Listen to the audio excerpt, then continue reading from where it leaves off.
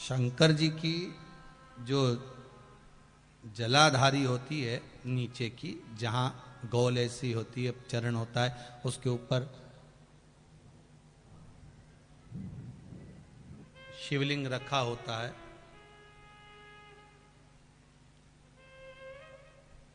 शिवलिंग रखा हुआ है।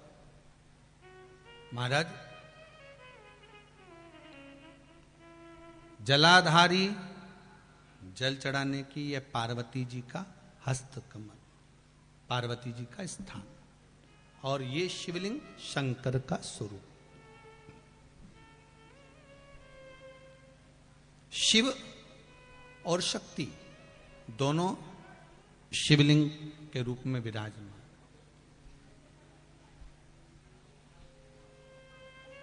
कई बार कहा है आपको, आज फिर कहते हैं, शिव मंदिर में जाकर गलती मत करना। कोई भी सामग्री आप भगवान शंकर को अगर समर्पित कर रहे हैं, जैसे केला ले गए, पपीता ले गए, या कोई आप खाने का सामान ले गए, या आप कोई वस्तु या दिया बत्ती ले गए, कभी भी ध्यान रखना जलाधारी के ऊपर वो केला या फल या सेव फल या नारियल या जो भी सामान है वो जलाधारी पर कभी मत रखना। क्यों? जलाधारी पर अगर हम कोई फल वगैरह वस्तु रखते हैं तो हमारे ऊपर भार बनता है।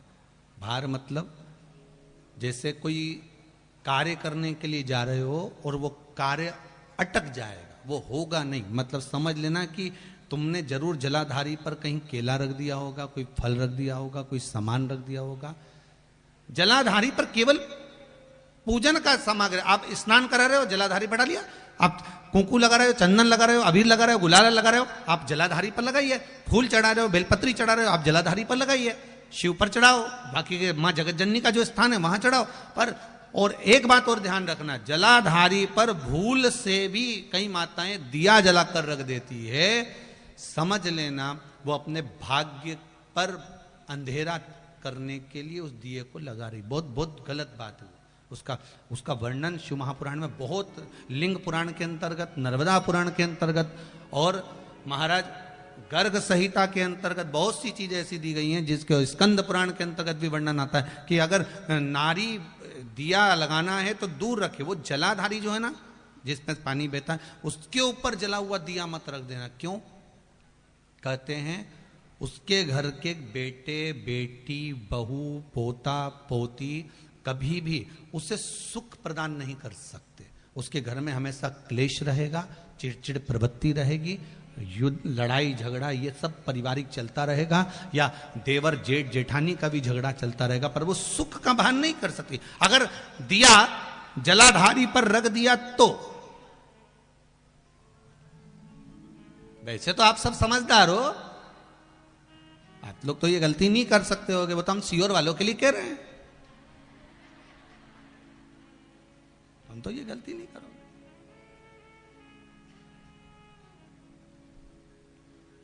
दिया रखना है दूर रखो। अगर आपको कोई वस्तु रखना है दूर रखो, केला रखना है, फल रखना है, कोई वस्तु अगर आपको रखना है तो आप थोड़ा सा दूरी बनाकर रखें। हाँ, फूल चढ़ाना है आप चढ़ाओ, आप जल चढ़ाना है चढ़ाओ, बेलपत्र चढ़ाना है चढ़ाओ, आप अगर तगर चल आप जो भी सामान चढ़ाना चाहते हैं, आप कुंकू अबीर गुलाल आदि के वो चढ़ा रहे हैं चढ़ाओ। पर कोई फल है, कोई मिठाई है, कोई सामग्री है, वो शिवलिंग से भी जलाधारी से भी दूरी बनाकर रखिए, उसको दूर रखिए।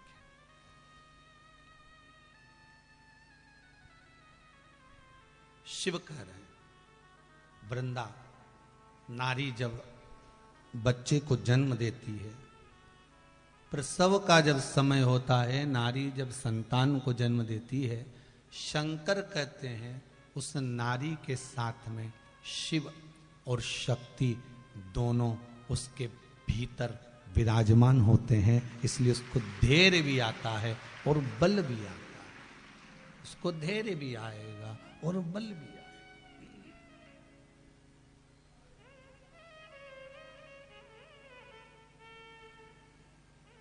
धैर्य और बल देने वाले मेरे शंकर हैं।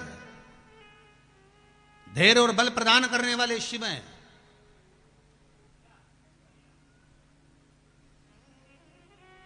जैसे 3 जगह पर चढ़ाया हुआ पानी कभी निष्फल नहीं होता,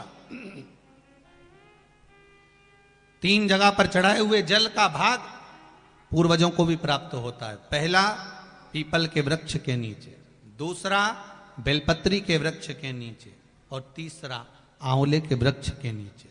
ये 3 जगह पर चढ़ाया हुआ पानी, अगर मान लो 16 श्राद्ध में, श्राद्ध पक्ष में हम तर्पण नहीं दे पाए, हम तर्पण नहीं कर पाए, हम जल नहीं दे पाए, हम पिंड नहीं दे पाए, हम ब्राह्मण भोज नहीं करा पाए, हम मान लो धूप नहीं दे पाए, तो महाराज 3 जगह पर चढ़ाया हुआ पानी आपने भूल से भी अगर चढ़ाया हुआ है पीपल के वृक्ष के नीचे, दूसरा बोलते जाओ बेलपत्री के वृक्ष के नीचे, और तीसरा आंवले के वृक्ष के नीचे, ये 3 जगह पर अगर आपने जल चढ़ाया है तो आप अगर भूल से तिथि भी भूल गए, भोजन नहीं करा पाए, ब्राह्मण भोज नहीं करा पाए, तर्पण नहीं कर पाए, पिंड नहीं कर पाए, तो ये 3 जगह चढ़ाया हुआ जल हमारे पूर्वजों को श्राद्ध पक्ष में भी प्राप्त हो जाता है। आपका 3 जगह चढ़ाया हुआ,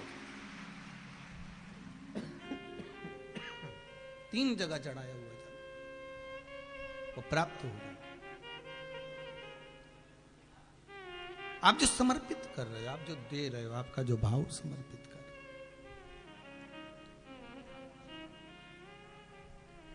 शंकर का गुणगान, शिव का स्मरण। अभी एक बात और आपको कहेंगे, अच्छी निकली है ये बात तो कहने में पीछे नहीं हटेंगे। 12 महीने शिवरात्रि आती है, स्मरण है आपको? अगर ध्यान नहीं हो ना तो कैलेंडर में लिखा रहता है मासिक शिवरात्रि, अगर उसमें छाट कर लिख लो और ऐसा गोला बना दो कि मासिक शिवरात्रि आई। आप व्रत करें ना करें, आप उपास करें ना करें, कोई वो हम ये नहीं कहेंगे कि करना जरूरी हो। अभी यजमान के यहीं पर हमारे ब्राह्मण लोग कह रहे थे कि गुरुजी वो कोई पूछ रहा था कि यजमान परिवार में से कि हम व्रत करें क्या, उपास रखना पड़ेगा? तो हम तो कई बार कथाओं में कहे, आज फिर कह देते हैं तुम्हारी मर्जी पड़े तो तुम करो, पर किसी का बीपी शुगर ऊंचा नीचा हो तो दादा मत कर जो। तुम तो कथा सुनो, तुम तो बढ़िया जोरदार एक से बढ़कर एक माल बनाओ ने, महाराज जी के भी खवाओ ने, तुम भी खाओ, तुम टेंशन वेंशन मत लियो, तुम तो बढ़िया जोरदार। जो यहाँ चले नहीं वो खरगोन में वो पुड़ा की रोटी, एक रोटी का 2 भाग में जोरदार घी बना सकता, तुम तो खाओ।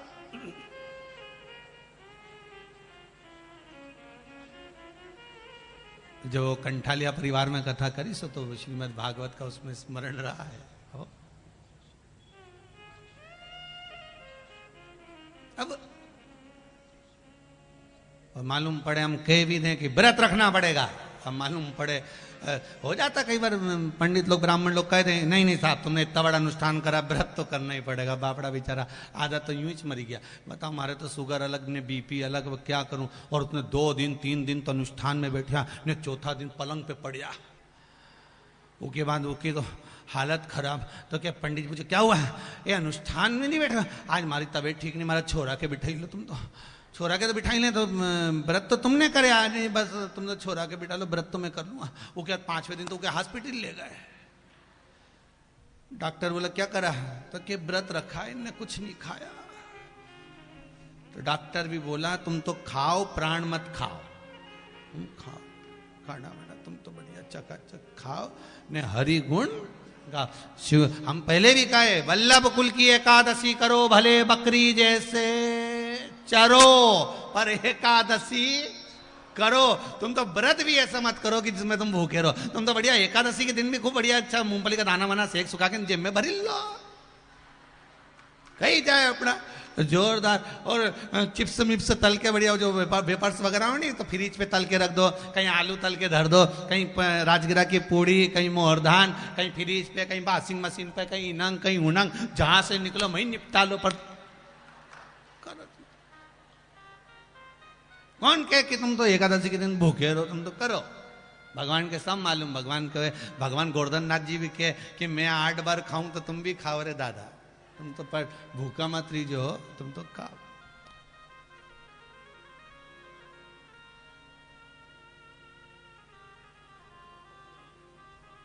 किसी ने कहा भोलेनाथ जी भी, शंकर जी तो कुछ नहीं खाते होंगे, गुरु जी शिव जी तो कुछ नहीं। हमने कहा कैसे नहीं खाए? आकड़िया की रोटी बनाई, काकड़िया की साग, और परसे माता पार्वती जी पावे भोलानाथ मन शिव रटोरे।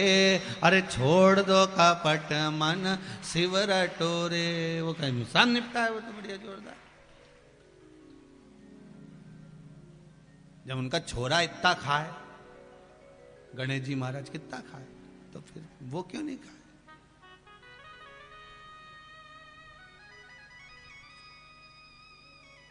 पिताजी अगर ठेले पे से आइसक्रीम लाते हैं घर बच्चों के लिए, तो पहले वो ठेले पे निपटाते हैं बेटा, उसके बाद लाए हो, तुम टेंशन मत लीजिए।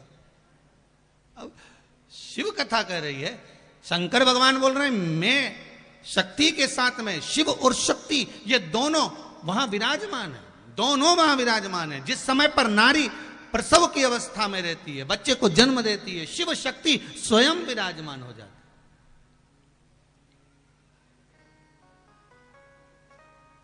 शिव और शक्ति का विराजमान वहां होना, इसलिए आपसे कहा पहले भी, आज फिर कहते हैं, जिन तुमरुका जी ने चंचुला देवी को शिव महापुराण की कथा सुनाई है, अगर डॉक्टर करें कि ऑपरेशन से बच्चा होगा, एक प्रयोग कर कर देखना। 7 गुड़ की डली लीजिए और गुड़ की छोटी छोटी डलियों को लेकर नारी जब हॉस्पिटल के लिए लेकर जा रहे हो, बच्चे को जन्म देने के लिए जा रही हो, 9वां महीना पूर्ण हो, तो वो 7 डली तुमरुका जी का नाम लेकर घुमाकर शंकर पर से, मेरे ओघड़दानी पे से, मेरे शिव बाबा पे से घुमाकर एक एक डली उसको खिला दीजिए। थोड़ी थोड़ी देर में महाराज नारी का ऑपरेशन नहीं होगा, नॉर्मल डिलीवरी ही होगी। तुमरुका जी के नाम में वो प्रबलता है महाराज, वो बल है, कोई साधारण नहीं है तुमरुका जी, जिन्होंने शिव महापुराण की कथा देवादिदेव महादेव को श्रवण कराई, चंचुला देवी को श्रवण कराई, वो साधारण नहीं हो सकता। शंभु शरणे मांगू घड़ी रे, दुख दया करी ने दर्शन।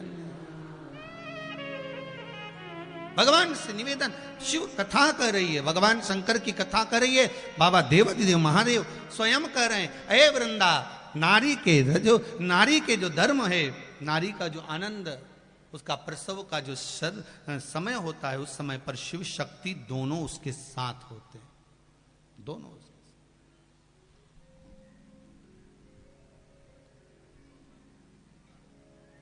साथ। भगवान जन्म लेने वाले बच्चे को जन्म लेने के बाद वृंदा से कह रहे हैं, जब बालक बच्चा जन्म ले लेता है, उस जन्म के समय पर उसको माया के फेर में देने के बाद शिव शक्ति वहां से ओझल हो जाती है। कब? जब बच्चे का जन्म हो। आपने देखा होगा छोटे छोटे बच्चे सोते सोते मुस्कुराते हैं, देखा कि नहीं देखा? हंसते हैं। आप तो माँ हो, आप पिता हो, आप लोगों के तो स्मरण में रहेगा, बच्चा सो रहा है तो भी मुस्कुरा रहा है थोड़ी थोड़ी देर में। क्यों? तो कहा शिव और शक्ति दोनों जब उस बच्चे को जन्म देते हैं, माया में बरमा देते हैं, और बरमाने के बाद पार्वती मैया भगवान देवादिदेव महादेव से कहती हैं, जिस बच्चे को जन्म दिया है, जिसको हम माया में पटक कर आए हैं, उसका दर्शन करने के लिए चलते चलो। शिव और शक्ति जब सामने वापस आकर खड़े होते हैं तो बच्चे के चेहरे पर मुस्कुराहट आ जाती है कि आपने मुझे माया में पटक दिया, संसार में लाकर छोड़, आपने मुझे माया में डाल दिया। माया में भरमाता है जी। एक गुरुजी का चेला 4-5 दिन से नहीं आया, 5वें दिन आया और गुरुजी से आके वो गुरुजी ने पूछा, क्यों रे कहां चले गया था, आया नहीं तू, कहां था? चेला बोला, गुरुजी मेरी सगाई हो गई। सगाई हो गई? हाँ। तो गुरुजी बोले, मतलब तूने मुझे छोड़ दिया?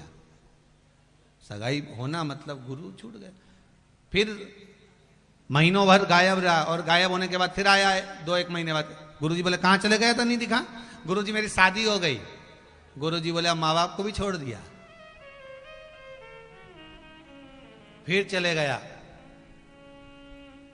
फिर आया 1-1.5 साल बाद। गुरुजी ने पूछा कहाँ गया था? गुरुजी घर में पुत्र जन्म लिया है। गुरुजी ने कहा अपने आप को भी छोड़ दिया। चेले को गुस्सा आ गया। उसने कहा गुरुजी क्या फालतू बात कर रहे हो? आप कह रहे हो मेरी सगाई हुई तो आपको छोड़ दिया, ब्याह हुआ तो माँ बाप को छोड़ दिया, पुत्र घर में हो गया तो अपने आप को छोड़ दिया। गुरुजी बोले और नहीं तो क्या हुआ?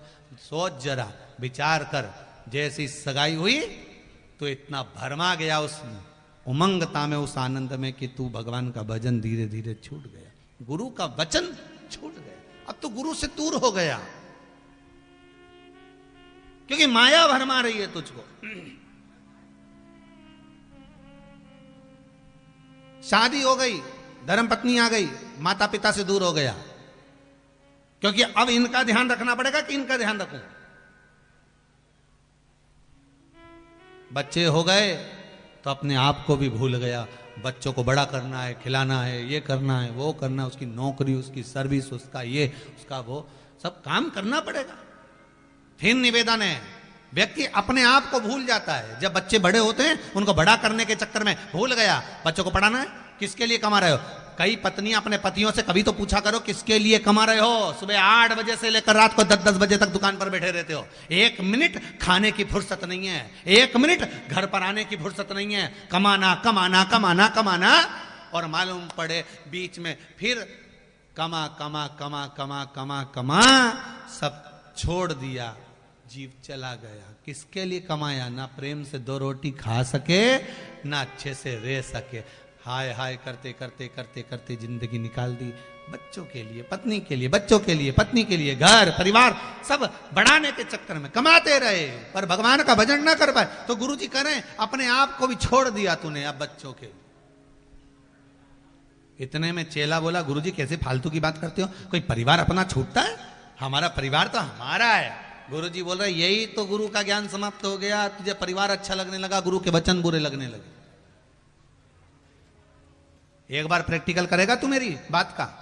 चेला बोला कौन सा प्रैक्टिकल? अब तेरे घर में बच्चे भी हो गए, तेरी पत्नी भी आ गई, तेरे माता पिता भी हैं। हाँ तो एक काम कर, मैंने तेरे को योग साधना सिखाई थी, याद है तेरे को? तो क्या हाँ योग साधना सिखाई थी तुझे, वो याद है? मैंने तेरे को श्वास रोकना सिखाया था कि श्वास रोक लिया कर इतने घंटे तक। हाँ गुरुजी मेरे को आता है। कर सकता है? कर सकता हूं। तो एक काम कर, कल तू तेरे घर पे थोड़ी देर श्वास रोक के पड़ जा, देखे तेरे घर वालों का क्या असर पड़ता। तू तो पड़ जा। गुरुजी श्वास रोकना तो आती मुझे। गुरुजी बोले बस तो पड़ जा। और गया घर, और सवेरे उठा, उठ के योग साधना से इसने थोड़ी देर श्वास को रोक लिया। पत्नी अंदर आके बोली सुनो, बच्चों को स्कूल जाना है, छोड़ आओगे क्या? ये तो श्वास रोक के पड़ा था। सुनो बच्चों को स्कूल जाना है, छोड़ आओगे क्या? अब ना तो ये हिले ना डुले, क्योंकि इसने योग साधना कर रहा था, सांस रोक के पड़ा हुआ था। पत्नी आई, हिलाया हाथ, इनकी तो नस ही नहीं चल रही है।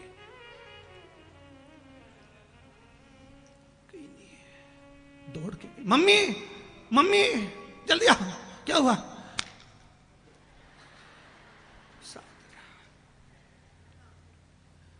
अब इतने में ये मम्मी को बुलाने गई, इतने में इसने जल्दी से 2-4 सांस ले ली, फिर सांस रोक लिया। योग साधना, सांस रोक के फिर पड़ी गया। माई छोरा छोरा छोरा, चले ही नहीं, एक ही तो गई, सांस भी गई। पत्नी भी दौड़ी, माँ भी दौड़ी, पति को माँ बुलाने गई, पिता को, वो बच्चों को बुलाने गई। इसमें 2-4 सांसों ले।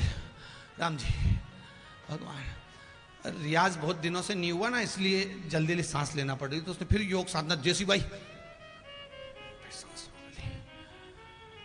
इतने में माँ दौड़ती दौड़ती रोती रोती बोली कोई गुरु जी के बुला के लिया। ये गुरुजी की यहीं जाता था, गुरुजी बचा ले गए तो अच्छी बात, जाओ जरा गुरुजी के पास। इतने में गुरुजी आए, क्या हुआ? छोरा चले गया। बताओ, बच्चे छोटे छोटे। गुरुजी बोले कुछ करा? कहीं करो, अब तो चले गया, अब कहीं करो। मालूम ही नहीं पड़ा, वो तो सो रहा था, वो तो बहू ने देखा। अच्छा, गुरुजी ने तो अकल दी थी, गुरुजी ने अकल दी थी योग साधना की श्वास रोक के पड़ी जा तो पड़ी गया। अब गुरुजी भी हाथ माथ सब देख दुखा के बोले अभी थोड़ी बहुत तो कसर बाकी है, जल्दी जाओ, एक दूध का कटोरा भर के लाओ, जल्दी जल्दी जाओ, दौड़ के जाओ जल्दी। और दूध का कटोरा मंगवाया, दूध का कटोरा। अब जो दूध का कटोरा बुलवाया, इसमें शक्कर मक्कर मिलेगी नहीं मिलेगी, मिश्री वगैरह कि नहीं मिलेगी, जल्दी जाओ मिश्री दौड़ के लाओ, शक्कर लाओ। तो शक्कर लाके दूध का कटोरा में गुरुजी ने उसकी छाती पे दूध का कटोरा धर दिया, उसमें शक्कर चम्मच से घोल दिया, घोर के और गुरुजी ने हाथ में लेके ऐसे उसके ऊपर से 21 बार बड़बड़ाकर न जाने कौन सा मंत्र, ऐसी सोए रहे, सांस पूरी घेर ले, अंदर घेर ले, सांस पूरी रोके रहे, सांस मत निकाल देना। अब इनको लगा कि मंत्र पढ़ रही है अपन, तो गुरुजी तो बोले सांस मत निकाल देना, अंदर ही रखे, ऐसी पड़ी दी जाए। 21 बार उतारे गुरुजी, पड़ी दी जाए, कल्ला हुई जा, एकदम कल्ला हुई जा, दूल्हे की तरह, जैसे घोड़ी पे दूल्हा नहीं चढ़े, कल्ला थम, ऐसा हुई जा, वो तो कल्ला। और गुरुजी ने उतारा, गुरुजी छोरा का कुछ होएगा? बिल्कुल, अभी ठीक हो जाएगा। मैंने ये दूध में इसके प्राण को लेके आ गया हूं। एक काम करो, तुम जो लोग खड़े आए, तुम में से कोई भी एक जनी दूध पी लो, तुम पियोगे तुम मरी जाओगे ना, छोड़ा टिकी जाओ तुम। सबसे पहले गुरुजी ने माँ को दिया, तुम पी लो। माँ बोली मैं कैसे पी लूं, कैसे पीऊं? अब ये चले भी जाएगा तो छोरा छोरी पोता पोती को तुम्हारा ही देखना है, इनकी भी तबीयत अच्छी नहीं रहे। अब इनकी तबीयत ठीक नहीं रहे तो इनके दवाई गोली कौन देगा? बहू कोई देखे? तो मैं बहू से कहा तू पी ले, पी तो लेती पर बच्चे छोटे छोटे।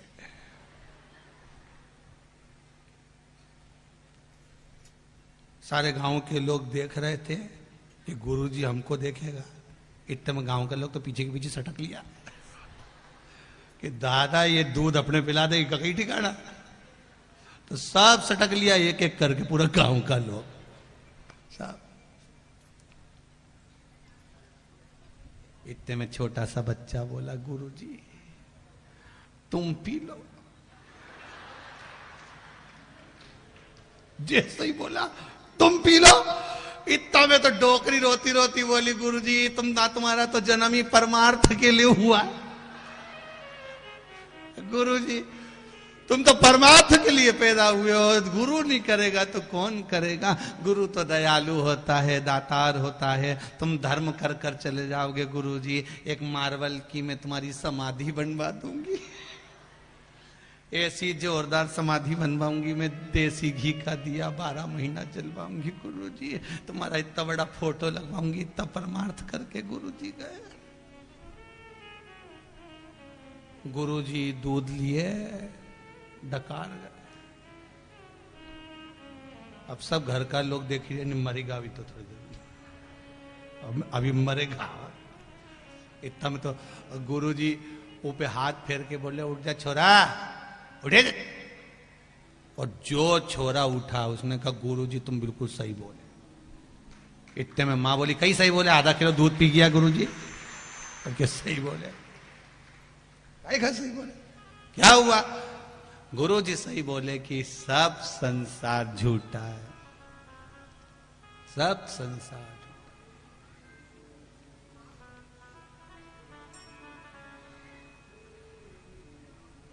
सब संसार झूठा, बस केवल एक सत्य है। तेरी शरण शंभो तेरी शरण, हमें अपनी शरण में रख लेना शंभु तेरी सब छोड़ दिया, कुछ नहीं। संसार मिथ्या, बेकार, भरमाने वाला है, छोड़ दिया। बस यही शिव महापुराण की कथा कर रही है।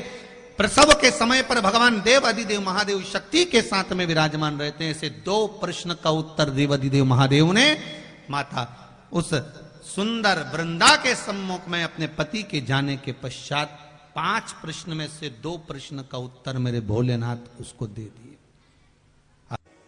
एक बार जो शंकर के पास पहुंच गया, एक बार जो शिव का हो गया, क्योंकि शिव जी को दक्ष प्रजापति का श्राप लगा है कि तुम शमशान में निवास करो। अब वो स्वयं मेरा भोलेनाथ तो शमशान में रहता है। अब जो एक बार शिव की शरण में जाकर बैठ जाता है, शंकर के पास जाकर बैठ जाता है, शिव कथा में जाकर बैठ जाता है, तो उसको फिर ये भय नहीं होना चाहिए कि दुनिया के लोगों ने आपको कुछ कर दिया या धर दिया। ना ना ना, आप शिव के हो गए और शिव आपका हो गया। फिर ना तो कोई तंत्र है, ना कोई मंत्र है, ना कोई जादू है, ना कोई टोना है, ना कोई विद्या है। फिर केवल एक है, आपके द्वारा चढ़ाया गया एक लोटा जल सारी समस्या का, इसके सिवा कोई दूसरा साधन ही नहीं है।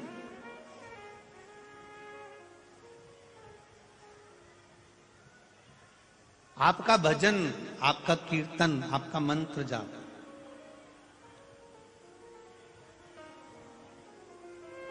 आप सब कुछ परमात्मा को देखकर रखो। आप दूसरे के भरोसे पर जी रहे हो। आज भी तुम भोलेनाथ के भरोसे पर नहीं जी रहे हो। कोई दूसरा तुमको चला रहा है। अब आप कहोगे गुरुजी हमको कोई दूसरा चला ही नहीं सकता, हम तो अपने आप में जी रहे हैं। अगर आप अपने आप में जीते होते तो किसी ने कुछ बोला, अपशब्द कहा, तो तुम्हें बुरा लगा कि नहीं लगा? बोलो तो जम के लगेगा ना बुरा। मतलब उसने कुछ कहा तो तुम्हें बुरा लगा, मतलब वो तुमको चला रहा। उसने अच्छा बोला, तुमको अच्छा लगा, मतलब वो तुमको चला रहा है। तुम्हारे मन को उसने काबू में कर कर रखा है। जब किसी की बात का बुरा ना लगे, कोई तारीफ भी करे तो भी अच्छा ना लगे, बस ये लगे कि मैं पृथ्वी पर आया हूं और मेरा परिवार, मेरा घर, मैं खुद मेरे महादेव का दिया हुआ हूं, तो मेरा महादेव ही अच्छा और बुरा कर सकता है।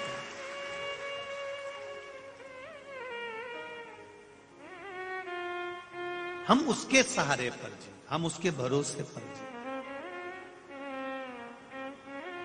लोग कहते हैं मेरे साथ में इतने लोग हैं, मेरे साथ में 1000 लोगों की टीम खड़ी है। गुरुजी मेरे साथ में 50 लोगों की टीम खड़ी है।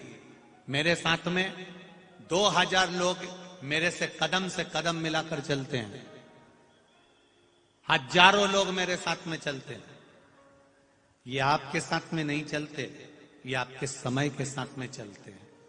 आपका समय अच्छा है इसलिए हजारों लोग तुम्हारे साथ में चल रहे हैं, और आपका समय अच्छा नहीं होगा तो कोई तुम्हारे साथ नहीं चलेगा। ये कहना भूल जाओ कि मेरे साथ 1000 लोग चल रहे हैं, 10,000 लोग चल रहे हैं, 50,000 लोग चल रहे हैं, 25,000 लोग चल रहे हैं। ये आपके साथ नहीं चलती, ये आपके समय के साथ चलती। समय जिसका ठीक है उसके साथ दुनिया चलेगी, और जिसका समय बिगड़ गया उसके साथ कोई नहीं चलेगा। समय नहीं बिगड़ना चाहिए। इसीलिए पहले दिन की कथा में कहा था, एक होता है वक्ता और एक होता है वक्त। वक्ता व्यासपीठ पर बैठकर तुम्हें समझा देता है, अगर तुम समझ गए, सुधर गए तो अच्छी बात है। वक्ता से अगर सुधर जाओगे तो फिर वक्त तुम्हें नहीं सुधारेगा, अगर वक्त सुधारेगा तो तुम्हें धाई धाई रुलाकर सुधारेगा। इसलिए वक्ता से सुधर जाओगे तो जिंदगी सार्थक हो सकती। और दुनिया का सबसे श्रेष्ठ वक्ता, दुनिया का सर्वश्रेष्ठ कथाकार,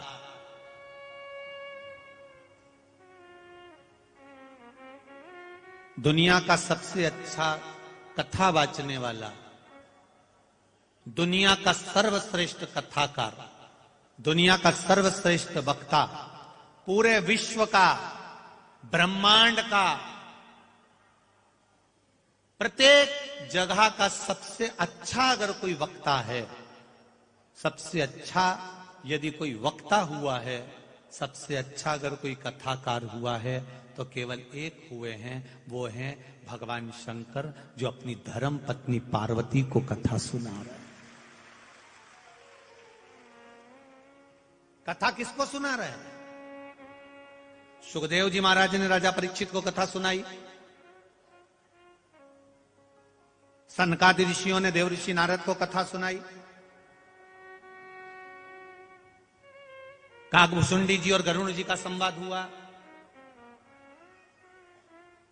सारे संवाद हमारे सामने हैं। 88,000 ऋषियों का संवाद हमारे सामने है, सूत जी का संवाद हमारे सामने है। इतने सारे वक्ता तुमने देखे होंगे, इतने सारे कथाकार हमारे शास्त्रों को उठाकर देखिए। सूत जी महाराज का चरित्र आएगा, 88,000 ऋषियों का चरित्र आएगा, सुखदेव जी महाराज का चरित्र आएगा, राजा परीक्षित का चरित्र आएगा, काकभुसुंडी जी का चरित्र आएगा, गरुण जी का चरित्र आएगा। आप जितनों को उठाकर देखेंगे, सबको उठाकर देखिए, पर कोई कथाकार ऐसा मिल जाए जो अपनी धर्म पत्नी को अकेले में बैठकर कथा सुना रहा हो, ऐसा वक्ता दुनिया में नहीं मिल सकता। वो केवल एक देव अधिदेव महादेव है, वो केवल एक शिव हैं, भगवान शंकर। क्योंकि दुनिया के वक्ता दुनिया को सुधारने का काम करते हैं, और मेरा महादेव अपने आप को और अपने परिवार को सुधारने का काम करते हैं। मेरा महादेव, मेरे शिव अपने आप को सुधारने का कार्य करते हैं कि मैं पार्वती को सुधार दूंगा, मैं पार्वती को ज्ञान दे दूंगा। पार्वती को अगर ज्ञान मिल गया, पार्वती अगर सुधर गई, तो इसके गर्भ से जो संतान होगी वो सुधरी हुई होगी। क्योंकि हम सुधरेंगे, जम के बोलो जरा, युग सुधरेगा। हम बदलेंगे, युग बदलेगा। आज का इंसान दूसरे को बदलने में लगा हुआ है, आज का इंसान अपने पड़ोसी को बदलने में लगा हुआ है, आज का इंसान अपने माता पिता को बदलने में लगा हुआ है, आज का इंसान अपनी पत्नी को बदलने में लगा हुआ है, पत्नी पति को बदलने में लगी है, भाई भाई को बदलने में लगा है, प्रत्येक व्यक्ति दूसरे को बदलने में लगा है। पर ऐसा वक्ता दुनिया में नहीं हुआ जो सबसे पहले अपनी पत्नी को सुधार रहा है, अपनी धर्म पत्नी को ज्ञान दे रहा है, अपनी पत्नी को कथा सुना रहा है। क्यों? क्योंकि पत्नी अगर कथा सुनेगी तो गर्भ में जो बच्चा होगा वो कथा को सुनेगा, तो वो ज्ञानी होगा, उसकी जो संतान होगी वो ज्ञानी होगी, उसकी जो संतान होगी वो ज्ञानी होगी। और तुम अंदाजा लगा कर देखिए, भगवान विष्णु के कितने बच्चे हुए, ब्रह्मा जी के कितने बच्चे हुए, इंद्र के कितने बच्चे हुए, जल देव के कितने बच्चे हुए, वरुण देव के कितने बच्चे हुए, गरुण देव के कितने बच्चे हुए, उसका अंदाजा नहीं होगा। पर आज भी अगर किसी के बच्चों को याद किया जाता है तो वो देव अधिदेव महादेव के बच्चों को याद किया जाता है। इनके पुत्र हैं सदानंद कार्तिकेय, इनके पुत्र हैं श्री गणेश जी महाराज। और केवल गणेश जी को याद नहीं करते, गणेश जी के भी पुत्रों को याद किया जाता है, लाभ और क्षेम को, शुभ और लाभ को। क्योंकि जो ज्ञान दिया है गर्भ का, जो पार्वती जी को ज्ञान दिया गया, वो भी साधारण नहीं हो सकता।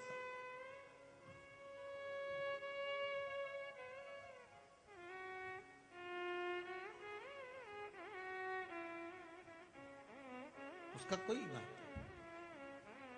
सारी दुनिया की जो बेकार चीजें हैं, जो किसी काम की नहीं है, किसी काम की नहीं, वो मेरे महादेव के पास में है। धतूरा कांटे वाला, तुम लोगों में से कितने हैं जिनके काम का है? किसी के काम का नहीं, वो शंकर जी को चढ़ता है। बेलपत्र जो किसी के काम की चीज नहीं, वो शिव जी को चढ़ती है। जो किसी काम का नहीं है वो शंकर जी ने अपना बनाया। आप में से कितने लोग हैं जिनके काम सांप आता हो? किसी के काम आता है? नहीं, वो शिव जी के पास त्रिशूल, डमरू,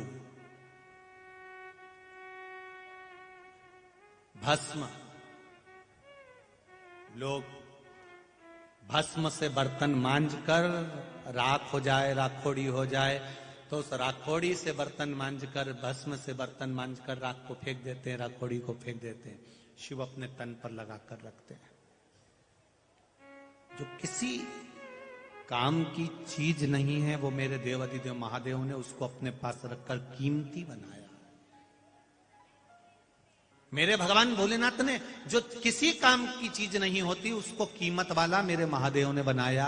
धतूरे को कीमत वाला बना दिया, बेलपत्र को कीमत वाला बना दिया, गले में पटक कर सांप को कीमत वाला बना दिया, तन पर लगाकर भस्म को कीमत वाला बना दिया, त्रिशूल को हाथ में रखकर कीमत वाला बना दिया, डमरू को हाथ में रखकर कीमत वाला बना दिया, गंगा को मस्तिष्क पे रखकर कीमत वाला बना दिया। ये मेरे महादेव मृगछाला को पहनकर उसको कीमत वाला बना देते हैं। मेरा शंभू एक हल्की से हल्की चीज को भी किस्मत वाला बना देता है, कीमत वाला बना देता है। हमारे पूरे शरीर पर, पूरे शरीर में, सारी इंद्रियों में सबसे बेकार इंद्री जो किसी काम की नहीं,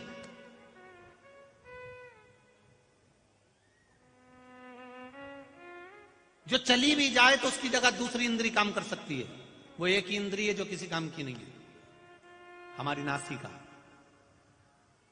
इतनी गंदी है ये नासिका, इतनी गंदी है ये नासिका, इतनी गंदी है, इतनी गंदी है, फिर भी लोग बात बात में जब बात निकलती है तो किसी इंद्री को लोग याद नहीं करते, किसी इंद्री को याद नहीं करते, एक ही इंद्री को याद करते हैं, मेरी नाक रख लेना। क्या बोलते हैं? जम के बोलो जरा, मेरी नाक रख लेना। जो इंद्री किसी काम की नहीं है, जो गंदी पड़ी है, बेकार है, और लोग बात बात में कह देते हैं मेरी नाक रख लेना, फिर कहते हैं मेरी नाक मत काट देना साहब। अब मतलब ये इस नाक को, इस नाक ने भी परमात्मा के पास जाकर विनय जब करी, सारी इंद्रियों ने निवेदन करा कि हाथ में ये देवता बैठेंगे, जंघा पर ये देवता बैठेंगे, नाभि पर ये देवता बैठेंगे, वक्ष स्थल पर ये देवता बैठेंगे। आप अगर शास्त्र को पढ़ेंगे तो आपको मालूम पड़ेगा कौन कौन से अंग में कौन कौन से देवता बैठे हुए हैं। इन अंग में ये देवता बैठेंगे, केवल नासिका के लिए रह गई, इस पे कोई देवता बैठने को तैयार नहीं था। इस नासिका पर कोई देवता बैठने को तैयार नहीं है। तब भोलेनाथ जी ने कहा तू चिंता मत कर, मैं दुनिया में तेरे को इतना कीमत वाला बना दूंगा कि बात बात में किसी अंग को लोग याद नहीं रखेंगे, पर तुझे याद रखेंगे। बस मेरा महादेव, मेरा भोलेनाथ है ही ऐसा, मेरा शंभू, मेरा शंकर, मेरा त्रिकालदर्शी, मेरा कैलाशी, मेरा भूतेश्वर, मेरा गोपेश्वर, मेरा चक्रेश्वर है ही ऐसा। वो यही विचार करता है जो किसी काम का नहीं।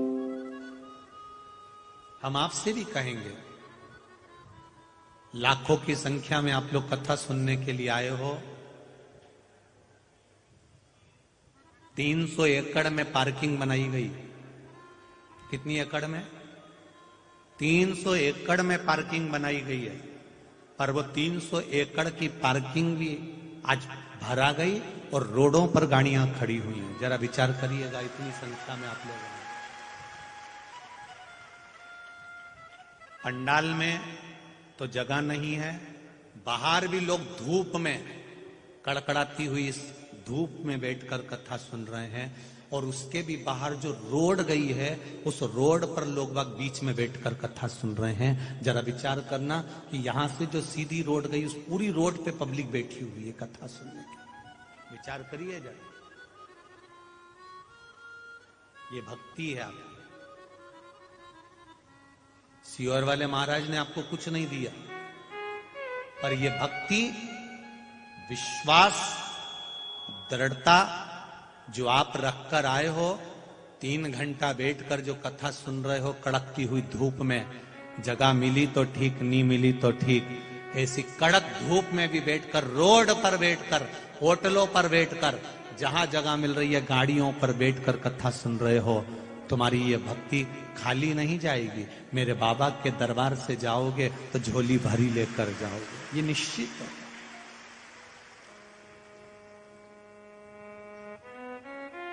पूछते हैं लोग, ऐसा क्या है शिवपुराण में? अभी मालेगांव में हो गई, पल्ली बैजनाथ में हो गई, परभणी में हो गई। सोच रहे थे कि थोड़े मालेगांव में हुई है तो थोड़ी यहां पर लोग अब भी हुई है तो कम पहुंचेंगे, पर मालेगांव का भी रिकॉर्ड तोड़ दिया और यहां इतनी संख्या में आप लोग आए। क्या है शिव तत्व में? क्या शंकर की कथा?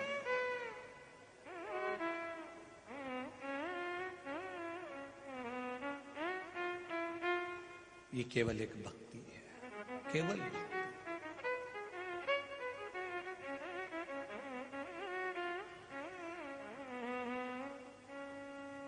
और तेरी कृपा बिना न हिले एक भी अनु लेते श्वास, तेरी कृपा से तनो तनो बखान क्या करूं मैं राखों के ढेर का, चपटी भभूत में खजाना हुएगा। हे गंगधार मुक्ति द्वार ओमकार तू, भोले ओमकार तू, आयुषर तिहारी शंभु तार तार तू। ये अविरल विश्वास, दृढ़ता। आप दूसरे के भरोसे पर मत जियो।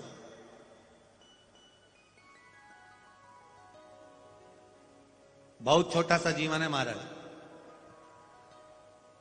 ए परवणी की जी जियो और परवणी के जी जाऊं, बहुत छोटा सा जीवन। इस छोटे से जीवन में जितनी अलमस्तता से, जितने आनंद से जी सकते हो, उतने आनंद से जी, उतने आनंद से।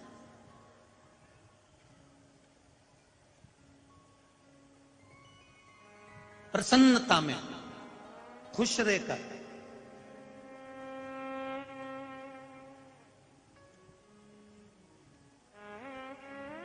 हंसना, मुस्कुराना, हंसी, प्रसन्नता, चेहरे पर स्माइल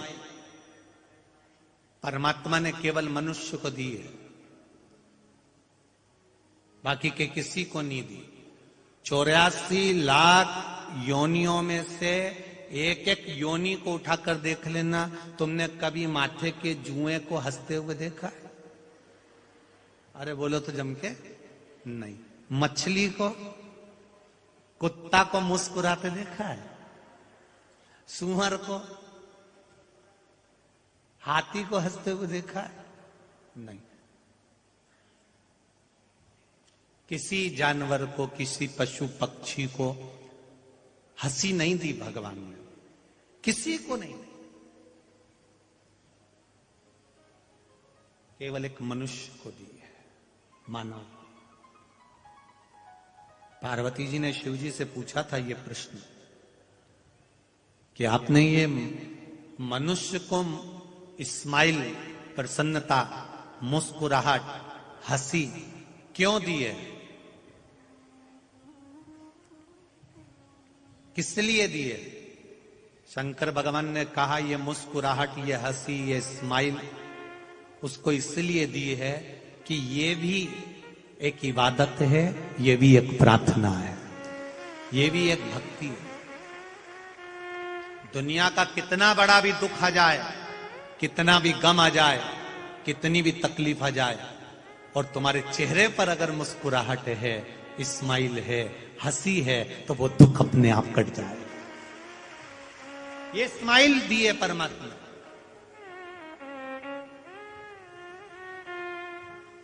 जो हंस रहा है, मुस्कुरा रहा है, स्माइल दे रहा है, जो हंस रहा है, मुस्कुरा रहा है, जिसके चेहरे पर प्रसन्नता है, समझ लेना वो जिंदा है। और जो मुसद्दी लाल जैसा 24 घंटे मुंह उतार के रहता है, उसके चेहरे पर कभी प्रसन्नता ही नहीं आती, हंसता ही नहीं, मुस्कुराता ही नहीं, समझ लेना ये अंदर से मर चुका है। इसलिए इसके मुंह पर स्माइल नहीं है, चेहरे पर प्रसन्नता नहीं, मर चुका। जो सास बहू के कारण 24 घंटा मुंह उतार के रहे, 24 घंटा सास का मुंह उतरा रहता, 24 घंटा, जब मिलेगी जब भगोने जैसा मुंह, जब मिले जब, समझ जाना।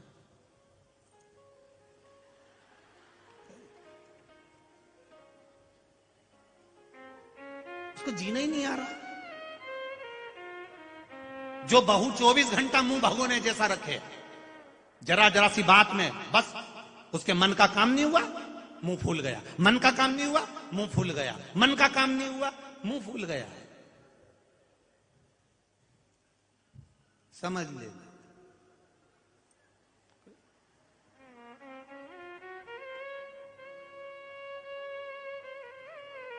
अब जो चले ही गया उसको तुम प्रसन्न करने का विचार करते हो। कई बहुएं लगी रहती हैं अपनी सास को खुश करने के लिए, मैं मम्मी मम्मी स्वारी क्षमा चाय ला दूं। अब सास को प्रसन्न कर रही, वो तो पहले ही निपट गई।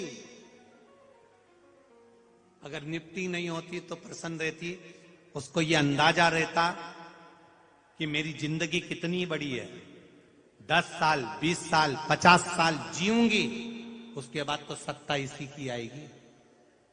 और हो सकता है शरीर में कोई रोग आ गया और उसके मैं अधीन हो गई तो।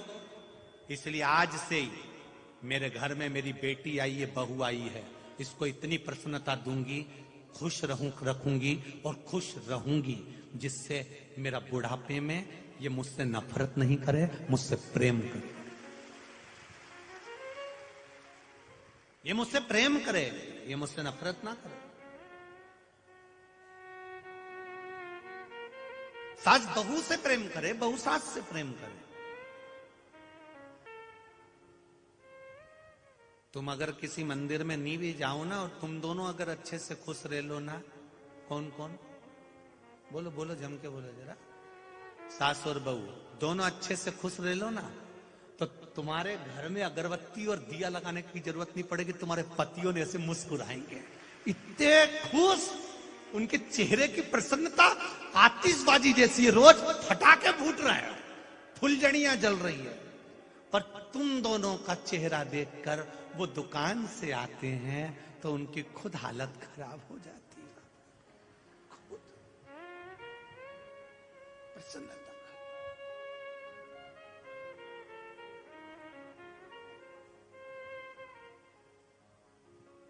क्या लाए थे, क्या ले जाओगे? मुट्ठी बांधे आए थे, जम के बोलो जरा, खाली हाथ जाओगे। ये जिसने भी लिखा है वो गलत लिखा है, इसलिए हमने बोल के बताया। ये जितने तुम कथा सुन रहे हो टीवी पर, मोबाइल पर और यहाँ पंडाल में, तुम कोई भी खाली हाथ नहीं जाओगे। तुम अपना पुण्य, दान, सत्कर्म, भजन, कीर्तन, मंत्र जाप, शिव कथा जो तुमने सुनी है, अपना किया गया भजन, अपना किया गया कीर्तन, अपना किया गया मंत्र जाप, अपना किया गया नाम जाप, आप स्वयं अपने साथ, कोई दूसरा लेकर नहीं जाएगा। आपकी सुनी हुई कथा ये किसी दूसरे के खाते में नहीं जाएगी। तुम्हारी कथा तुम्हारे खाते में इसी मुष्टिका में बंद कर अंत समय तक जाएगी। कोई दूसरी चीज, सब बाकी का जो तुमने दुकान पे बैठ के कमाया वो यहीं रह जाना, वो तुम्हारा नहीं है। घर बनाया वो तुम्हारा नहीं है, गाड़ी बंगला तुम्हारा नहीं है, पर जो भजन तुमने किया है, शिव कथा जो तुमने सुनी है, शिव महापुराण की कथा का रसतत्व जो तुमने ग्रहण करा है, वो तुम्हारा है। हम दूसरे को ना समझाएं, अपने आप को समझाएं। मेरे महादेव ने पार्वती जी को अमर कथा सुनाई है, और वो अमर कथा कोई दूसरी नहीं थी। यही पुराण, यही वेद, यही शास्त्र है, यही श्रीमद् भागवत, यही राम कथा, यही शिव कथा, यही विष्णु पुराण, यही अग्नि पुराण, यही नर्मदा पुराण, यही पद्म पुराण, यही कूर्म पुराण, यही ब्रह्मवेत्ता पुराण, यही नारद पुराण, यही पुराणों को भगवान शिव ने श्रवण करा दिया। शंकर भगवान कोई दूसरी चीज नहीं सुनी। अपने आप को हमने जिस दिन सुधार लिया, उस दिन जीवन सुधर गया।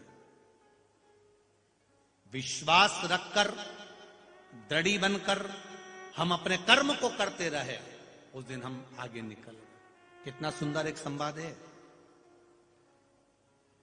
एक नगर में, एक क्षेत्र में पानी की कमी पड़ गई, अकाल पड़ गया।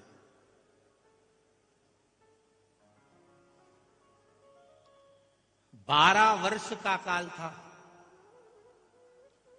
अब विचार करिएगा, 12 वर्ष में लोग पानी नहीं मिलेगा, अन्न नहीं मिलेगा तो मरेंगे नहीं।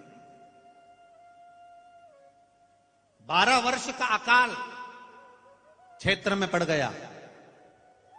कोसों दूर तक पानी नहीं, कोसों दूर, 1000 2 हजार किलोमीटर, 1.5 हजार चले जाओ, पानी नहीं है, अन्न नहीं है। 12 वर्ष का अकाल पड़ गया। लोग त्राही त्राही करने लगे, मरने लगे। 9 वर्ष निकल गए। 9 वर्ष। पार्वती जी ने भगवान शिव जी से कहा, चलो जरा देख कर आए, पृथ्वी को थोड़ा सा दोष लगा है और 12 वर्ष का अकाल का योग बना है। 9 साल निकल गए, हजारों लाखों लोग मर गए। जो बचे हैं, कम से कम हम उनका दर्शन तो करिए। शिव जी ने पार्वती जी को नंदी पर बिठाया, और नंदी पर बिठाकर भगवान शंकर पार्वती जी को लेकर भ्रमण के लिए निकले। भ्रमण के लिए निकले तो उन्होंने क्या देखा कि एक किसान, एक काश्तकार किसान कंधे पर हल लेकर अपने 2 बैलों को लेकर जमीन को जोत रहा है, जमीन पर हल चला रहा। पार्वती जी ने शिव जी से कहा, अकाल के तो 9 साल हुए हैं, अभी 2-3 साल बाकी हैं।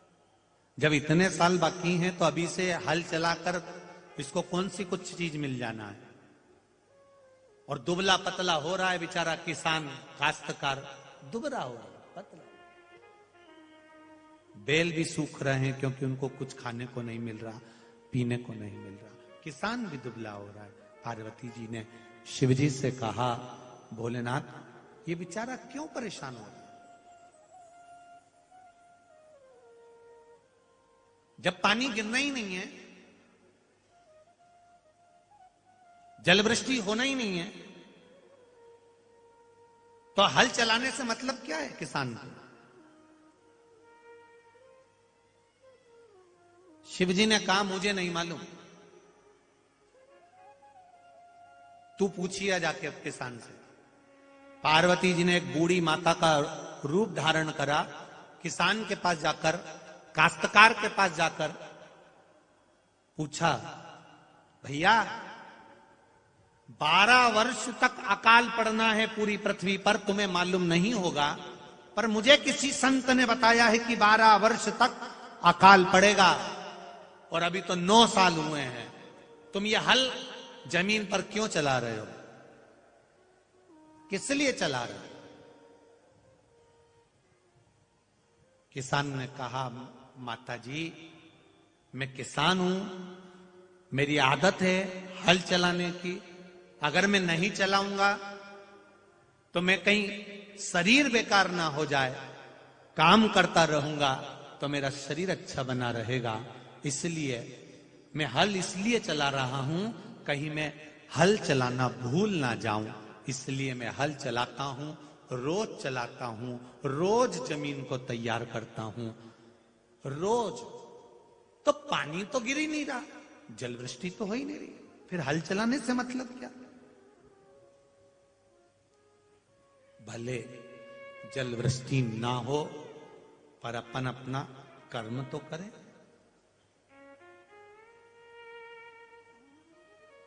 कर्म तो करें। कई लोग कहते हैं हमारा ये काम तो हुआ ही नहीं, मैं पशुपति व्रत अब नहीं करूंगी। क्यों नहीं करना? कर्म तो करो, कर्म करो। बैंक के लॉकर में 2 चाबियां होती हैं, एक मैनेजर लगाता है, एक तुम लगाते हो। जिसने बैंक के लॉकर में रकम रखी होगी, पैसा धेला या पैसा सोना चांदी रखा होगा, उनको मालूम होगा 2 चाबी होती है उस लॉकर की। एक चाबी तुम्हारे पास में है और एक मैनेजर के पास में है। तुम्हारी चाबी कितनी भी जाकर घुमा लो, ताला खुलेगा?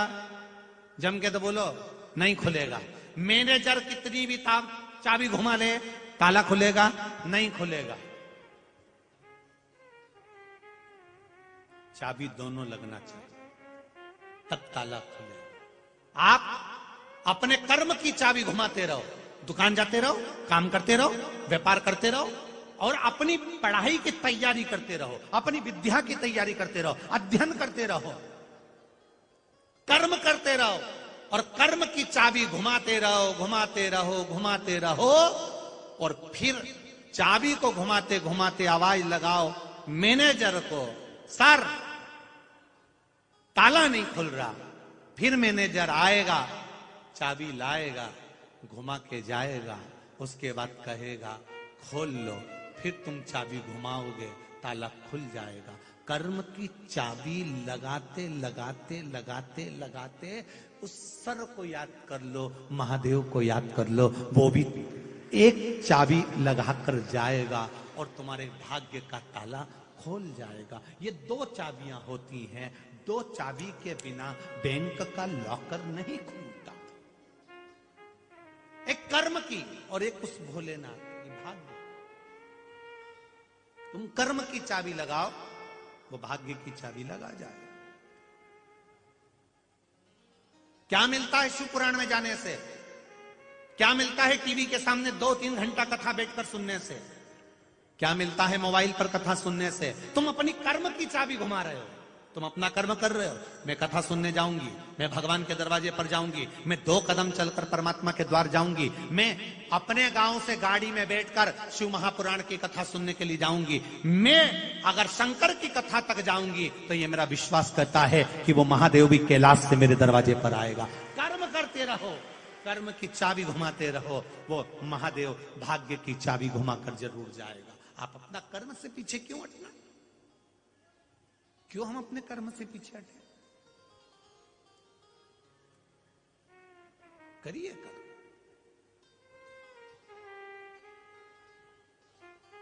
किसान रोज हल चला रहा है, कहीं मैं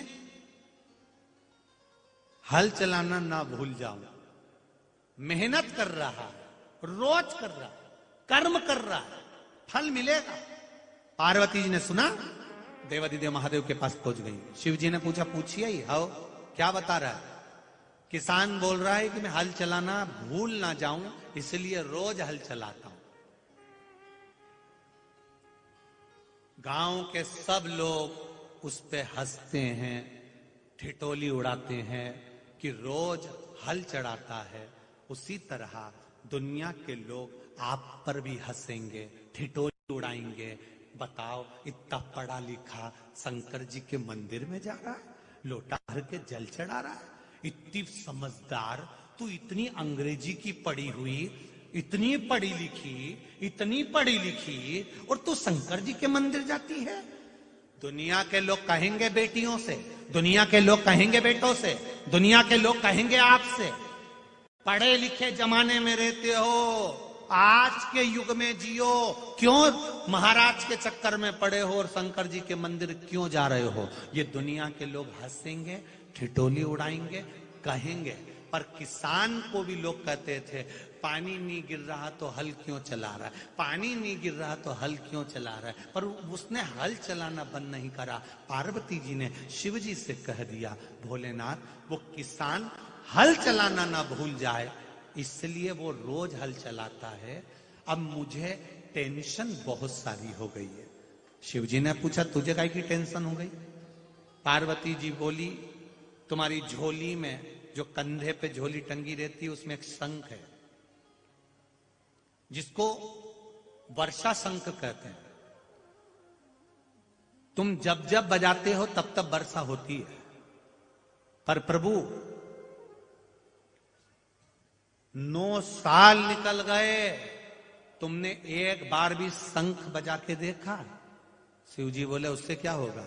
पार्वती जी बोली, किसान हल इसलिए चला रहा है कि हल चलाना ना भूल जाए। मुझे तो लगता है कि तुम भी शंख बजाना भूल गए। शिव जी ने पार्वती से कहा, ऐसा नहीं हो सकता कि मैं शंख बजाना भूल जाऊं, ये कभी नहीं हो सकता। पार्वती जी बोली, मैं तुम्हारी बात मान ही नहीं सकती, मैं नहीं मान सकता कि तुम शंख बजाना नहीं भूल। शिव जी बोले, पार्वती तू मुझे हल्का फुल्का समझती है क्या? मैं शंख बजाना कभी नहीं भूल सकता। पार्वती जी बोली, फालतू की बात मत करो, मुझे सब मालूम है, तुम्हें शंख बजाना 9 साल में तुम भूल चुके हो, पक्के में भूल चुके हो। शिव जी ने कहा, मैं बोल रहा हूं ना नहीं भूला। पार्वती जी बोली, मैं नहीं मान सकती। शंकर जी ने निकाला झोली में से शंख और पार्वती से कहा, देख अब भी बजा के बताता हूं। और जो शंख बजाया, अब वर्षा शंख था, बजाते से बादल घुमड़ के आ गए और पानी गिरना चालू हो गया। बादल गिर के आए, पानी गिरना प्रारंभ। तुम जाओ शिव के मंदिर, तुम जाओ शंकर जी के मंदिर, एक लोटा जल चढ़ाने के लिए जाओ, जाते रहो जाते रहो जाते रहो जाते रहो। दुनिया के लोग हंसेंगे, गालियां देंगे, अपशब्द कहेंगे, ताने कसेंगे।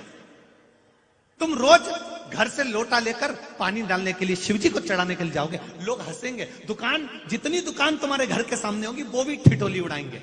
चल दी सती सावित्री।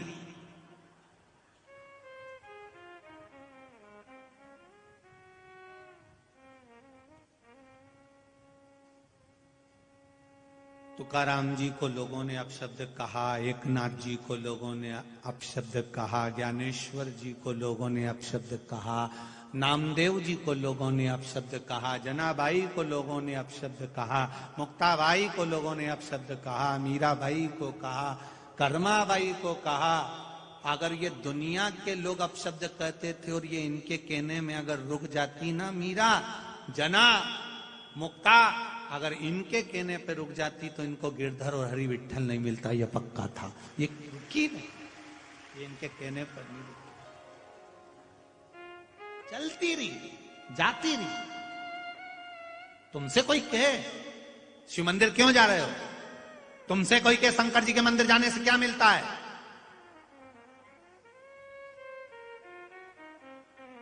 क्या मिलता है शिव जी से, शिव जी के मंदिर जाने से? तो उसी समय पे पल्लू रख कर बोल दो, तेरे जैसा अक्ल देने वाला मिलता है।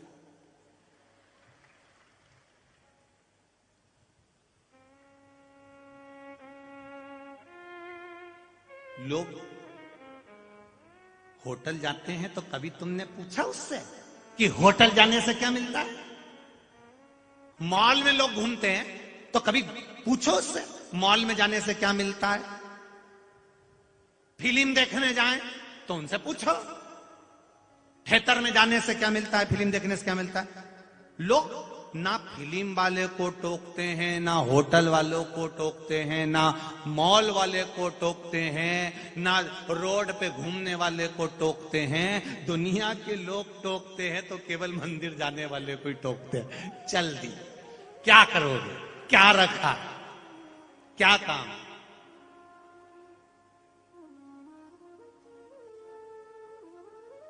एक छोरा, एक लड़की सिर पे तिलक लगा के चली जाए तो इसकी बेस्ट फ्रेंड 25 बार पूछेगी, पूजन में से आ रही हो? आज तुम्हारे यहां पूजन थी क्या? आज तुम्हारे यहां कोई पाठ था क्या? तो वो पूछे क्यों, क्या हो गया? तूने तिलक लगाया है ना। तो इतने में उसको शान से कह देना चाहिए, ये मेरे सनातन धर्म की निशानी है, इसलिए लगा कर जा।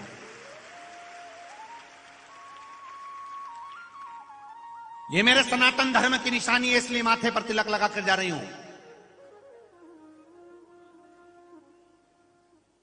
मस्तक पर बिंदी, मुख में हिंदी, ये मेरे भारत की निशानी है। माथे पर बिंदी हो, मुख में हिंदी हो, ये मेरे भारत की निशानी है। पर लोग उसे मिटाते जा रहे, मिटाते जा रहे, मिटाते जा रहे। पहले इतनी बड़ी महाराष्ट्र की जनाबाई मेरी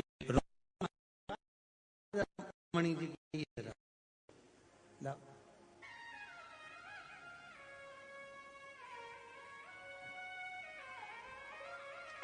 माता रुक्मणी जी के मस्तक पर बिंदी जो दिखती है, तुम कभी जाना पंढरपुर में, ऐसी बड़ी कंकु की बिंदी, इतनी बड़ी। रुक्मणी जी भी कह रही हैं मस्तक की शोभा ए मेरी परभणी की जीजियों बिंदी से है, इसलिए लगाना चाहिए। ये रुक्मणी मां भी कह रही है, ये माता रुक्मणी भी कह रही है कि लगाओ बिंदी। अब हम क्या लगा रहे हैं? बिंदी भी देख रहे हैं तो कितनी बड़ी नहीं, दिखना नहीं चाहिए।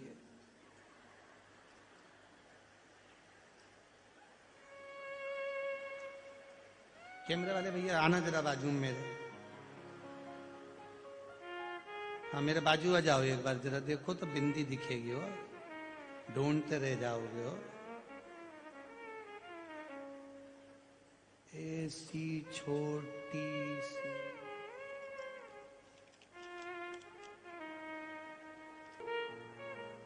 दिख गई, दिखी, इतनी छोटी सी है।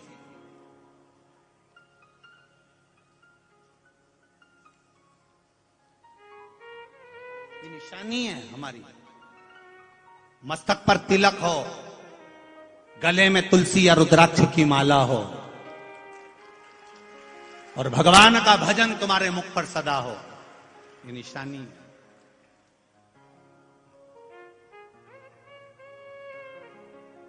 ये निशानी है।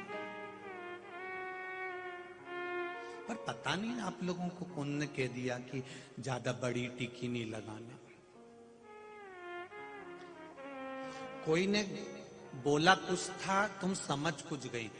सब जब तुम्हारी विदाई मायके से करी थी तो उन्होंने कहा था बेटा ज्यादा बड़ी बात मत करना। इसने गलत सुन लिया, ज्यादा बड़ी टीकी मत लगाना। इसने गलत सुन लिया, वो गड़बड़। अभी ये कोकड़ी में कथा थी तो किसी ने एक प्रश्न कर लिया था, गुरुजी हम नारियों से मांग में सिंदूर रहता है, गले में मंगलसूत्र रहता है, हाथ में चूड़ा रहता है, पांव पैजनिया बिछोड़ी रहती है, नैनों में सुरमा लाली रहती है। इससे हमें समझ में आता है कि हम शादीशुदा हैं। पुरुष, अब तुम काय को हंसी, ना तो ये मंगलसूत्र पहनते हैं, ना ये मांग भरते हैं, ना ये टीकी लगाते हैं, ना बिछोड़ी पहनते हैं। तो पता कैसे चलता है कि ये शादीशुदा है कि नहीं है? तो कोकड़ी में तो इसका जवाब नहीं दिया, पर हम यहां दे देते हैं। अगर शादीशुदा व्यक्ति को पहचानना है तो 10 लोग अगर हंस रहे हो और एक व्यक्ति चुप बैठा हो, समझ जाना इसकी शादी हो गई है, मतलब ये शादीशुदा है। इसके चेहरे से जब स्माइल चली जाए, खत्म हो जाए। जब भी बैठेगा पत्नी मुस्कुराने की बात कर रही, पत्नी हंसी की बात कर रही, और ये जब हंसे तक नहीं। शादी में पत्नी सबसे खुश होकर बात कर रही, कैसी हो, बढ़िया हो, खाती जा रही, और ये बेचारा इधर से टाई बांधी, नीचे से जूता का सारा, और चुपचाप खाए। समझ लेना शादीशुदा है, पहचान अलग दिख जाएगा, शादी हो बिखरा। शादी के पहले घर की कई बुजुर्ग माताएं कह देती है, महारा छोरा शादी के पहले महारा मुलगा, शादी के पहले माझा मुलगा।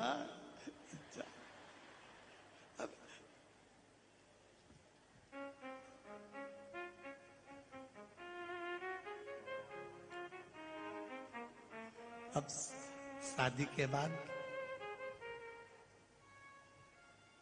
अब कई बोलूं, मुलगा को तो मुलगी हलाल कर ले,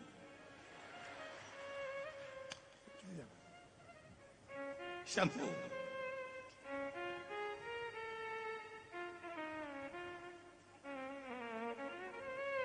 शिव कथा कह रही है।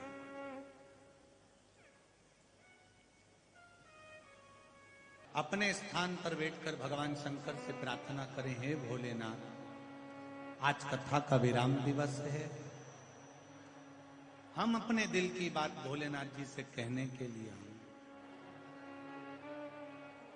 आप लोग जहां पर भी हैं अपनी जगह पर बैठकर भगवान शिव से आज कथा विराम के दिन दिल से बाबा से प्रार्थना करें।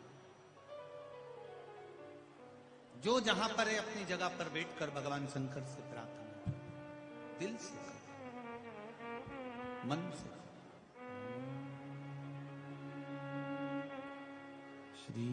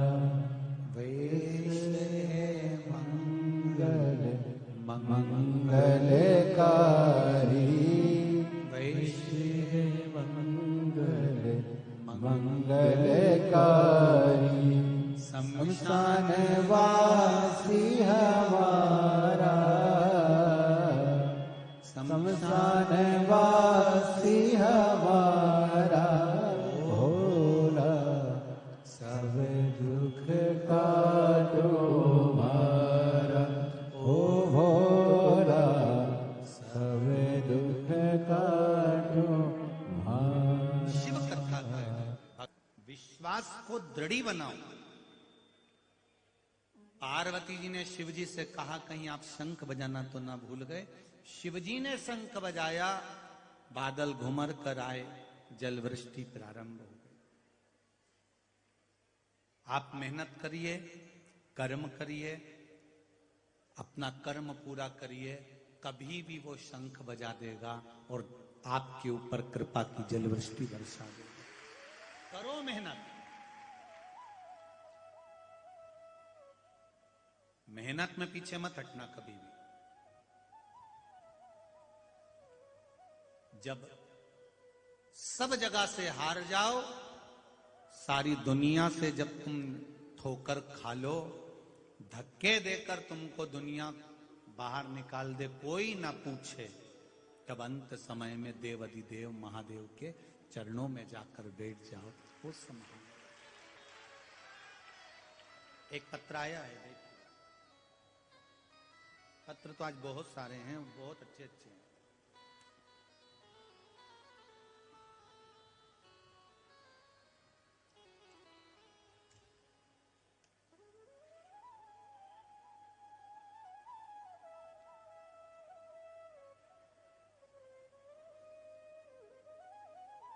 इसमें लिखा है, यह पुष्टा छोटा सा था, पत्र बहुत सारा लिखना था, मेरे पास कागज नहीं था, इसलिए इस पे लिख दिया। जिसने लिखा है इस पुष्टे पर, वो अपनी जगह पर खड़े हो जाना।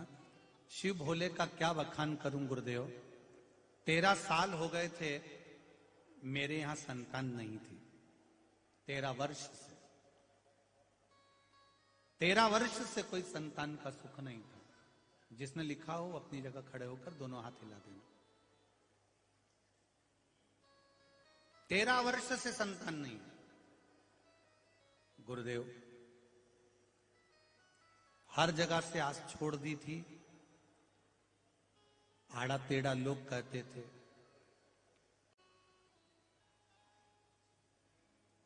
बाबा की कृपा, भरोसा। आपने कहा है 1 लोटा जल शिव जी को चढ़ाना। सफेद आंकड़े की जड़ को तुमरुका जी का नाम लेकर 21 बार घुमाकर शिव जी पे से मैंने कमर में शिव मंदिर में बांध लिया। 1 बार जड़ बांधी, लाभ नहीं हुआ, उसको मैंने विसर्जन कर दिया। दूसरी बार बांधी, विसर्जन कर दिया, लाभ नहीं हुआ। मैंने भी सोच लिया शिव पर भरोसा, अगर गुरु जी कहते हैं इतना करो कि वो संभाल ले। 1-2 बार जब नहीं हुआ, तब मैंने तीसरी बार फिर सफेद आंकड़े की जड़ को लाकर शिवजी पे से घुमाकर कमर में बांध लिया, और बाबा की कृपा से 13 साल के बाद मेरे यहां संतान की प्राप्ति हुई। ये शिव का, ये वो घड़ी। एक पत्र और बढ़िया है, देखिए।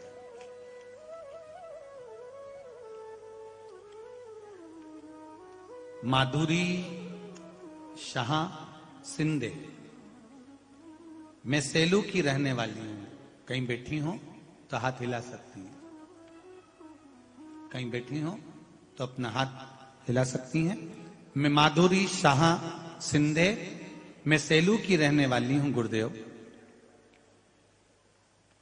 मेरे पेट में 2 गांठ हो गई थी जो बहुत वजनदार थी।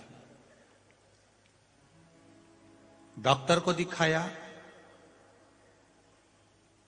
ऑपरेशन का कहा गया, पर 2 गठान का ऑपरेशन डॉक्टर भी कह रहे थे कि ये कुछ भरोसा नहीं है। तब मैंने टीवी पर मालेगांव की कथा सुनी, कौकड़ी की कथा सुनी। ये दोनों कथा सुनी और नियम लेकर मैंने टीवी के सामने कथा को सुना। शिवजी पर जल चढ़ाना, पानी पीना प्रारंभ करा, एक बेलपत्र खाना प्रारंभ करा। 2 कथा का नियम लिया था और फिर मैंने बाबा से कहा था तीसरी कथा जहां भी होगी वहां प्रणाम करने के लिए, धोक लगाने, प्रणाम करने के लिए जाऊंगी। बाबा मेरे पेट की गठाने दोनों गल जाएं। बाबा की कृपा हुई, 2 कथा पूरी सुनी और मैंने फिर सोनोग्राफी करवाया। गुरुजी मैं अपना फोटो भी लगा रही हूं, मोबाइल नंबर भी लिख रही हूं कि भोले पर विश्वास क्या होता है। टीवी के सामने कथा सुनी, जल पीती, बेलपत्र खाती, और आज तीसरी कथा में मुझे बाबा ने सोनोग्राफी जब करवाई तो मेरी दोनों गठाने गल चुकी थी, तो मैं यहां आई हूं बाबा को प्रणाम करने के लिए। अपना फोटो भी मैंने लगाया, टीवी पे देख रहे होंगे आप लोग, मैं फोटो भी लगा रहा हूं, मेरा मोबाइल नंबर भी लिख रहे, मेरा शिव, मेरा ओघड़ी, मेरा भोलेनाथ, मेरा शंभू, मेरा त्रिकालदर्शी, मेरा कैलाश अविनाश, क्या नहीं देता। एक पत्र और देखिए, मेरा नाम मयूरी पवार है, मेरी शादी को 7 साल हो चुके थे। हमने इंदौर, पूना, परभणी, अहमदाबाद, हैदराबाद जगह जगह पर जाकर इलाज करवाया। कहीं बैठी हो तो हाथ हिला देना, करना चालू करा, और बाबा की ऐसी कृपा हुई गुरुदेव कि मेरे भोलेनाथ ने मेरी गोदी भर दी। 7 साल के बाद मेरे यहां संतान हुई है। मैं उसको धोख लगाने प्रणाम करने आई हूं। एक बार उसको थोड़ा सा ऊंचा कर दो, बस ठीक है। हर हर महादेव, श्री शिवाय नमस्ते। बैठिए, हर हर महादेव। शिव तत्व इसी को कहते। हम फिर निवेदन करेंगे। आपको लगता है कि आपका व्यापार नहीं चल रहा, आपको लगता है कि आपके घर में शांति नहीं, आपको लगता है कि मेरा यह काम होना चाहिए, नहीं हो रहा, तो प्रयास करना। 2 लोटा जल घर से लेकर जाइए, एक के ऊपर एक कलश को रख लो, नीचे 5 बेलपत्र, शिव जी के मंदिर में जाकर सबसे पहले बेलपत्र चढ़ाओ, फिर 1 लोटा जो सबसे ऊपर रखा हुआ है उसका पानी शिव जी को चढ़ा दो। दूसरा लोटा जो लेकर गए हो वो जल बेलपत्री के पेड़ के नीचे चढ़ा दो। 1 मिनट बैठकर श्री शिवाय नमस्तुभ्यम का जाप कर कर उस बेलपत्री के वृक्ष के नीचे, जहां पर 33 कोटि देवी देवता बुआरी लगाने के लिए आते हैं, जहां लक्ष्मी 24 घंटे रहती है, सरस्वती का निवास है, 64 योगनियां जहां निवास करती हैं, 33 कोटि देवता जिस बेलपत्री के नीचे रहते हैं, उस बेलपत्री के वृक्ष के नीचे 1 मिनट बैठकर श्री शिवाय नमस्तुभ्यम कहकर अपने दिल की बात मेरे बाबा से प्रार्थना करो और अपने घर पर आ जाओ। बाबा चाहेगा तो 3 महीने में कार्य सफल कर ही दे। कभी कभी भगवान शिव की आराधना का चित्त आनंद सुख में बनाना पड़ता।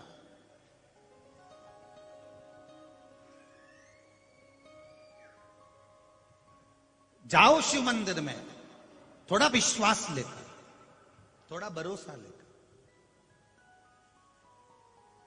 उसके मंदिर में जाते रहो। वो कभी भी शंख बजा देगा, कभी भी जल वृष्टि कर देगा, कभी करुणा की वृष्टि कर देगा।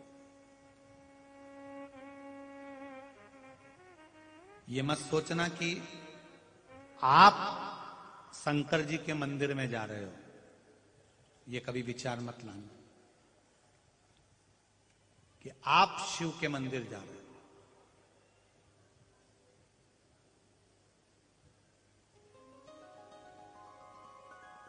जब संकट कटने लगे, मिटने लगे कलेश, तब समझ जाना कि तुम्हारे दिल में शिव ने कर लिया प्रवेश। तब समझ जाना। संकट कटने लगे, तकलीफें कटने लगे, दुख कटने लगे, 1 लोटा जल चढ़ाते चढ़ाते तुम्हारा मन शिव में रमने लगे। शिव महापुराण की कथा ये लाखों भक्त जो श्रवण कर रहे हैं, आस्था चैनल के माध्यम से, फेसबुक यूट्यूब के माध्यम से, चाहे या दिल जब शिव से जुड़ने लगे, महादेव से जब मन लगने लगे,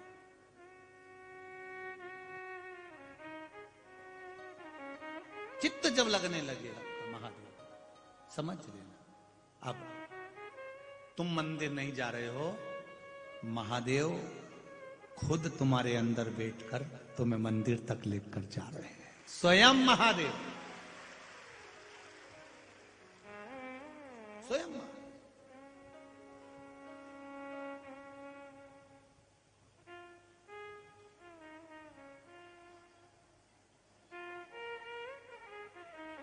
आपकी भक्ति का बल, आपके भजन का बल, आपके कीर्तन का बल, आपके मंत्र का बल, आपकी साधना का बल, आपकी नाम जाप का बल जब बढ़ेगा, भक्ति का बल जब बढ़ेगा, तो अपने आप आपको सुख का अनुभव होने लगेगा। मैंने तेरे ही भरोसे,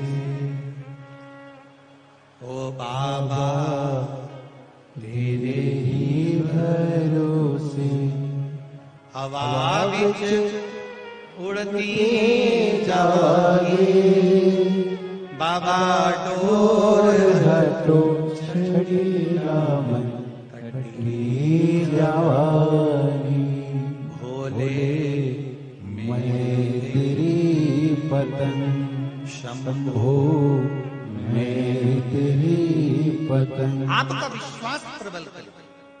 शिव महापुराण की कथा कहती है, तारकासुर को मारने के लिए भगवान शंकर के पुत्र की जरूरत पड़ी, और पुत्र की जरूरत पड़ी तब पार्वती जी ने सदानंद कार्तिकेय जी को कहा कि तुम तारकासुर को मारो। पर एक बात याद रखना, तारकासुर के हृदय में, तारकासुर के दिल में महादेव विराजमान है, इसलिए बाण छोड़ना, पर उनके हृदय में ना लगे, उनके दिल में ना लगे।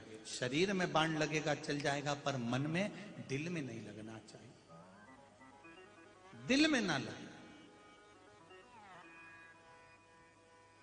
किसी मंदिर में दिया लगाने से ज्यादा पुण्य मिलता है किसी के चेहरे पर स्माइल लाकर रख दो, उसमें पुण्य। मंदिर में दिया लगाने से ज्यादा पुण्य है किसी साधारण व्यक्ति जिसको भोजन की जरूरत है, पानी की जरूरत है, शिक्षा की जरूरत है, औषधि की जरूरत है, उसकी थोड़ी सी सहायता कर देना, उसके चेहरे पर प्रसन्नता लाए।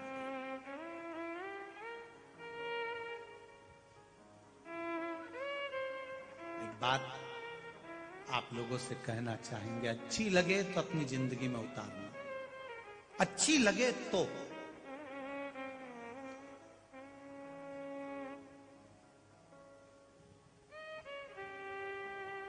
बेटा बेटी की शादी हो, बच्चों का विवाह हो किसी के, तो तुम 500 का लिफाफा, 1000 का लिफाफा, 2000 का लिफाफा, 200 का लिफाफा, पॉकेट देओ चाहे मत देओ।